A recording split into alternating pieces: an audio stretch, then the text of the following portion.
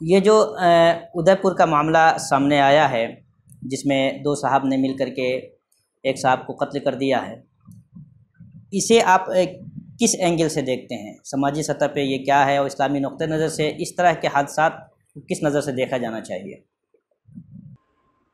دیکھیے، ابھی جو ہمارا جو ملک جا رہا ہے، یا پورا جو بر صغیر جا رہا ہے، انڈیا ہے، پاکستان ہے، ان علاقوں میں جو صورتحال ہے، وہ صورتحال یہ ہے کہ لوگ قانون کی نہیں سننا چاہتے ہیں، جذبات کی سننا چاہتے ہیں، اور لا قانونیت عام ہو گئی ہے۔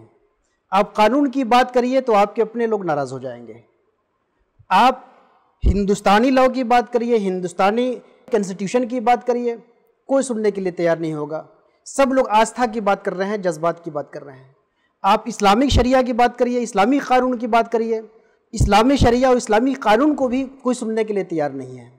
لوگ انتہائی مشتعل ہو گئے ہیں، جذباتی ہو گئے ہیں۔ یہ انتہائی سمجھ لیں کہ تمدن کے خلاف، سویلائزیشن کے خلاف، کلچر کے خلاف ہے۔ یہ ایک طرح سے حیوانگی ہے، ایک طرح سے گنوارپن ہے، ایک طرح سے جہالت ہے۔ یہ ساری کمیونٹیوں میں یہ پیدا ہوئی ہے۔ ضرورت اس بات کی ہے کہ لوگوں کو ایجوکیٹ کیا جائے۔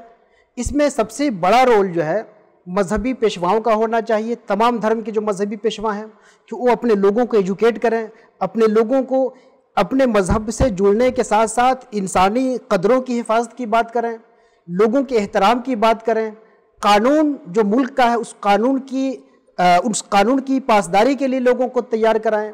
تو یہ مذہبی پیشواؤں کی بھی بات ہے کہ ذمہ داری ہے، اور مذہبی پیشواؤں کے بعد یہ ہمارے میڈیا کی بہت بڑی ذمہ داری ہے کہ لوگوں کو قانون کے طرف لے کے آئے، اخلاق کے طرف لے کے آئے، اور اشتعال اور جذبات سے ہٹائے۔ ورنہ پھر ہمارا ملک جس طرف جا رہا ہے یہ اچھا نہیں ہے، یہ اچھی علامت نہیں ہے۔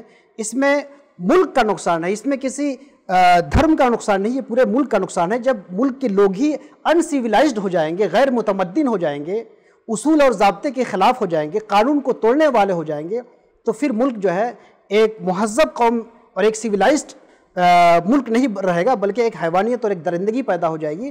اور جب حیوانیت آتی ہے تو وہ سب کو برباد کرتی ہے، سب کے لیے مصیبت پیدا ہوگی۔